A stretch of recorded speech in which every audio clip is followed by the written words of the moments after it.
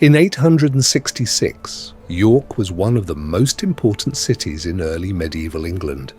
It sat where two rivers met, surrounded by walls that had stood since the days of the Roman Empire.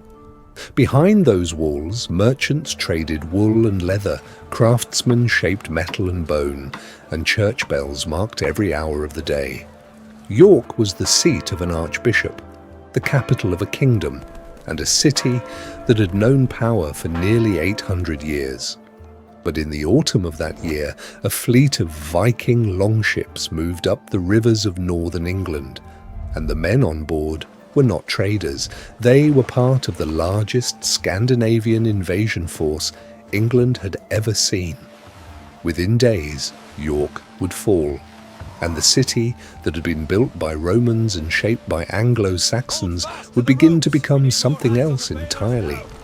This is what York looked like in 866, at the moment the Vikings took the city. We are going to walk through York as it stood in the 9th century, step by step. First, we will look at the city itself, its walls, its streets, its rivers, and its buildings.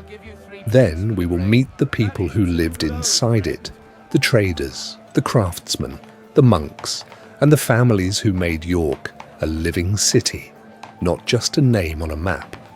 Then we will ask why the Vikings wanted this place above almost any other in England. And finally, we will see what happened when they arrived and how the city changed forever after 866.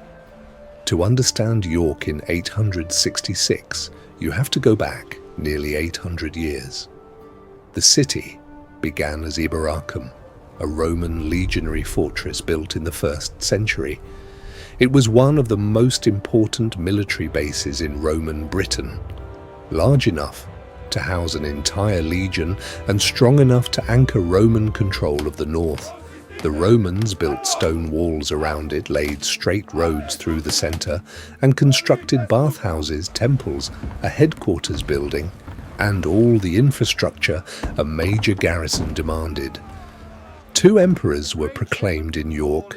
Constantine the Great began his rise to power here.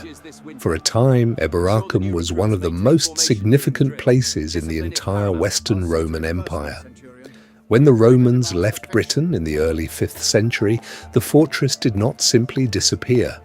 The walls survived.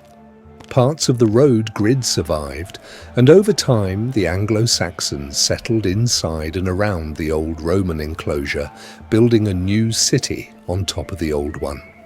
By the 9th century they called it Jorvik. It was smaller than the Roman fortress at its peak, but it was still a real city by early medieval standards, and its Roman bones were still visible everywhere. The stone walls still circled the core of the city. They were no longer the crisp, sharp defences the legions had maintained. Centuries of weather, neglect, and patchwork repair had softened them.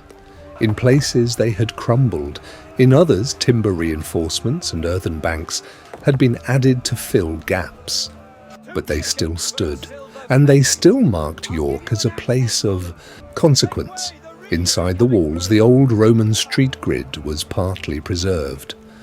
The main roads still followed their ancient lines, running roughly north to south and east to west. But the spaces between them had changed. Where Roman barracks and stone buildings once stood, there were now timber halls, wooden houses, workshops, and animal pens. The roofs were thatched. The walls were wattle and daub or planked timber, sometimes built directly on top of buried Roman stonework. The streets themselves were narrow and unpaved, more like packed earth tracks that turned to mud after any rain. Drainage was poor. The smell of livestock, wood smoke, and waste hung in the air. And yet, there was order here. York was not a scattered village. It was a functioning urban centre, with defined areas for different activities, living, trading, working, and worship. The most striking feature of York's geography was its rivers. The city sat at the confluence of the River Ouse and the River Foss. The Ouse was a wide, navigable waterway that connected York to the Humber estuary and, from there, to the North Sea. The Foss was a smaller river that joined the Ouse near the city. Together, they made York one of the most accessible inland cities in England by water. Boats could reach York from the coast, goods could be loaded and unloaded along the riverbanks, and anyone who controlled the rivers controlled access to the city. That would matter enormously when the Vikings came. Beyond the rivers and the walls, the land around York was low and often marshy. Flat fields stretched out toward the horizon. On wet days, the ground squelched underfoot. The landscape had a heaviness to it, a damp, grey openness that made the walled city feel like a refuge. This was York in 866. Not a gleaming capital, not a forgotten ruin. Something in between. A working city built on ancient foundations wrapped in old walls, held together by rivers, faith, and trade. If you could walk through the gates of York in the mid-9th century, the first thing you would notice is how alive the city was. People were everywhere, not in the thousands of a modern city, but in the steady, visible rhythm of a place where everyone had a purpose and a routine. Near the riverbanks, you would find traders. York was a market town connected to the wider world through its rivers. Goods moved in and out: wool, leather, salt, metalwork, grain, timber, and occasionally items that had travelled much further: pottery from the continent, glass beads, even small amounts of silver. The market area was loud and busy. Animals were penned nearby. Carts and hand barrows moved through narrow lanes.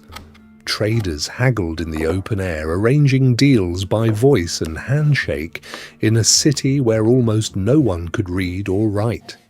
Step away from the river and the market and you would reach the workshops. York had craftsmen working in metal, bone, antler, leather, and wood. Blacksmiths hammered iron into tools and weapons. Bone workers carved combs, pins, and simple decorative objects. Leather workers shaped belts, shoes, and pouches. The sound of hammers, the scrape of blades on bone, and the hiss of hot metal quenched in water filled these streets. These were not grand artisans in fine studios. They were practical people producing everyday objects in small, cramped workshops that doubled as their homes. Tools were simple. Light came from the doorway and from small oil lamps. The work was repetitive, skilled, and essential. Further from the workshops, ordinary families lived in small timber houses. These were single-room structures, or at most 2 rooms, with a central hearth for cooking and warmth. Smoke drifted out through gaps in the roof. Beds were simple frames covered in straw or hides. Children, adults, and sometimes animals shared the same space. Life was shaped by the seasons and by daylight.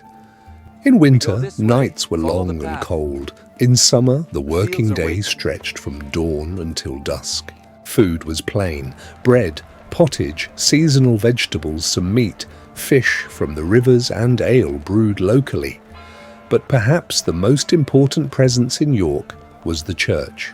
York was the seat of an archbishop, one of only 2 in all of England. The other was Canterbury.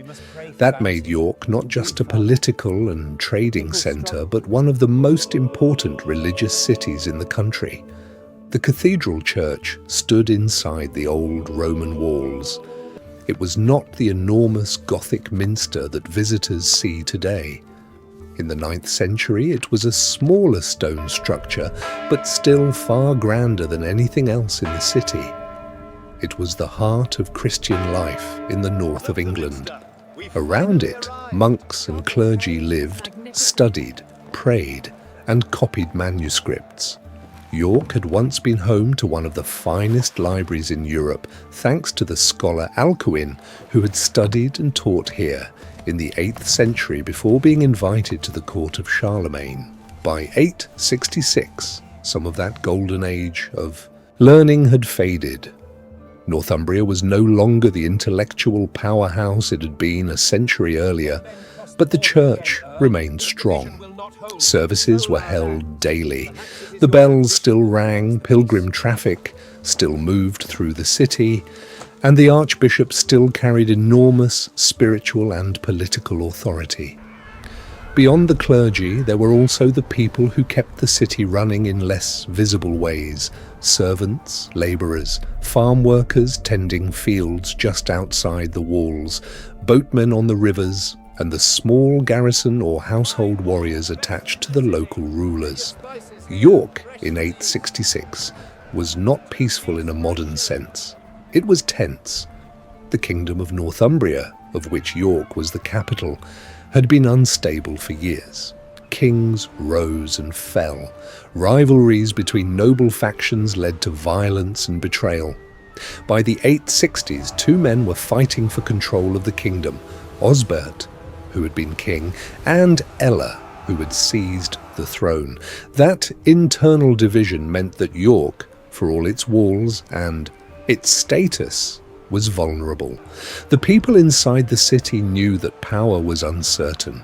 They knew that the political order could shift at any time, and some of them may have already heard disturbing rumours from the south and east, because something was coming.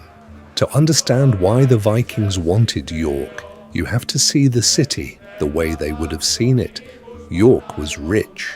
Not rich in gold coins stacked in vaults, but rich in the things that mattered in the 9th century: trade goods, livestock, food stores, skilled labour, church treasure, and a concentration of wealth that few other places in northern England could match. It was also connected. The river Ouse gave York access to the Humber, and the Humber opened directly into the North Sea. For Scandinavian warriors who lived and moved by water, that connection was everything. A fleet could sail from Denmark or Norway, cross the North Sea, enter the Humber, and reach York without ever leaving the water. No long overland march, no supply problems. Just rivers leading straight to the heart of England's north. And then there was the political prize. York was the capital of Northumbria, and Northumbria was the largest of the Anglo-Saxon kingdoms in terms of territory. Taking York meant controlling the north. It meant owning the seat of an archbishop, the symbolic centre of northern English Christianity, and the richest city between the Humber and the Scottish border. For a Viking leader looking to move beyond raiding and into conquest, York was the perfect target. The army that was moving toward York in 866 was not a raiding party. It was the Great Heathen Army, the Mysel here in Old English, the largest and most organised Scandinavian military force to invade England up to that point. It had arrived in East Anglia in 865. It had gathered horses, supplies, and intelligence. And now it turned north. The leaders included figures whose names would become legendary: Ivar, sometimes called the Boneless, and his brother Halfdan. These were not pirates looking for a quick score. They were strategists, men who understood that the real wealth of England lay not in coastal monasteries, but in its kingdoms, its cities, and its political structures. And they knew something else that made their timing perfect. Northumbria was divided. Its two rival kings, Osbert and Ella, were too busy fighting each other to prepare a unified defence. The kingdom that should have been strongest in the north was, at the worst possible moment, weakest. York's walls were old. Its leadership was split. Its enemies were organised, mobile, and close. The Great Heathen Army reached York on the 1st of November, 866. It was All Saints' Day. Much of the city's population may have been gathered for religious observance. The attack came quickly. The old Roman walls, weakened by centuries and patchwork repair, did not hold. The Vikings broke through, entered the city, and took control. There was no prolonged siege, no months of starvation behind barricades. York fell fast. For the people inside, the experience must have been overwhelming. The sound of shouting spreading through the streets. The sight of armed men moving through the gates, the confusion of not knowing whether to run, hide, or fight. The city, that had woken that morning to church bells and market noise, was, by nightfall, under new control.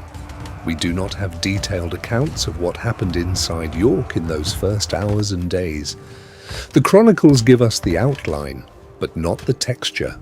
What we can say is that the Vikings established a firm hold on the city and began using it as their base. The real counterstrike came months later. In the spring of 867, the two rival Northumbrian kings finally set aside their differences. Osbert and Ella joined forces and marched on York to retake the city. It was a desperate gamble. The combined Northumbrian army attacked the Viking-held city, trying to break through the very walls. The Vikings had breached months earlier. The fighting was intense. The Anglo-Saxons managed to break into parts of the city. For a moment, it may have looked like the counterattack could succeed, but it did not. The Vikings held. The Northumbrian assault collapsed. Both Osbert and Ella fell in the fighting. The two men who had spent years tearing Northumbria apart with their rivalry now died together in the same failed attempt to save it. With both kings gone, organized Northumbrian resistance effectively ended. The Vikings installed a compliant Anglo-Saxon ruler to govern on their behalf and turned their attention to consolidating control. York was now theirs, and they intended to keep it. This was not a raid. This was conquest, and for York, it was the beginning of a transformation more complete than anything the city had experienced since the end of Roman rule. The Vikings did not destroy York. That is one of the most important things to understand about what happened. After 866, they occupied it, they reshaped it, and over the following decades they turned it into one of the most important cities in the Viking world. The Anglo-Saxon name Eoforik gradually shifted into the Norse form, Jorvik, and Jorvik was not a shadow of its former self. In many ways, it became greater than the city the Vikings had captured. The new rulers expanded York's trading connections far beyond what the Anglo-Saxons had maintained. Under Viking control, York became a node in a network that stretched across the North Sea to Scandinavia, down the rivers of Eastern Europe toward Byzantium, and along trade routes that touched the Islamic world.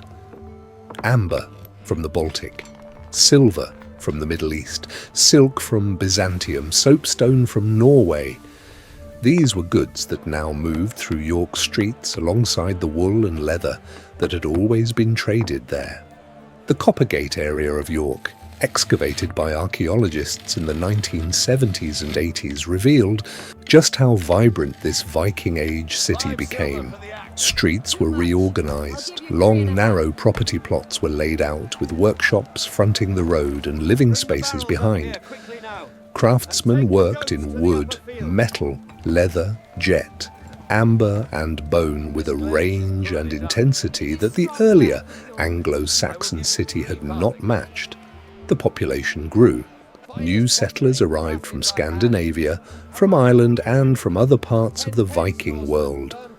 York became bilingual, with Old English and Old Norse spoken side by side. Over time, the two languages blended in ways that still echo in English today. Even the street names changed. The Old Norse word gata, meaning street, replaced the Old English equivalents. That is why so many streets in modern York still end in gate, Coppergate, Stonegate, Petergate, Micklegate, not gates in the modern sense, but streets named in the language the Vikings brought. Christianity did not disappear. The archbishop remained. Churches still operated. But Norse customs, beliefs, and artistic styles blended with the existing culture to produce something new, a hybrid identity that was neither purely Anglo-Saxon nor purely Scandinavian. York's coinage changed. Its art changed.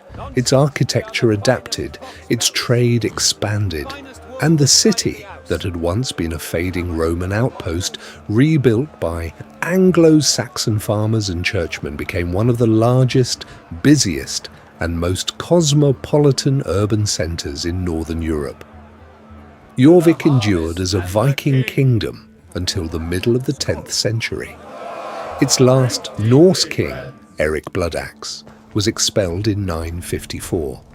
After that, York was absorbed into the growing kingdom of England, but the Viking imprint on the city never fully disappeared.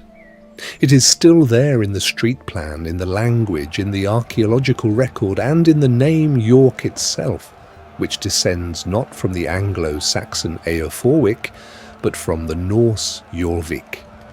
York, in 866, was a city shaped by centuries of power, faith, and trade. It carried the bones of a Roman fortress, the wooden houses of Anglo-Saxon families, the bells of one of England's most important churches, and the quiet tension of a kingdom tearing itself apart. When the Vikings came, they did not simply conquer a city. They inherited one, and then they transformed it into something the Anglo-Saxons alone could never have built. A crossroads of northern Europe, a city where Scandinavian ambition met English tradition, and where a new culture was forged in the space between. York did not simply survive 866. It became something new. Thank you so much for watching. If you enjoy this kind of deep historical reconstruction, please subscribe to Walter Reconstructs History. I make videos that bring lost cities, decisive moments, and great turning points back to life in a way that is simple, visual, and grounded in real history. And if there is another lost city, forgotten battle, or vanished world you want to see rebuilt, leave it in the comments. What should I reconstruct next on Walter Reconstructs History?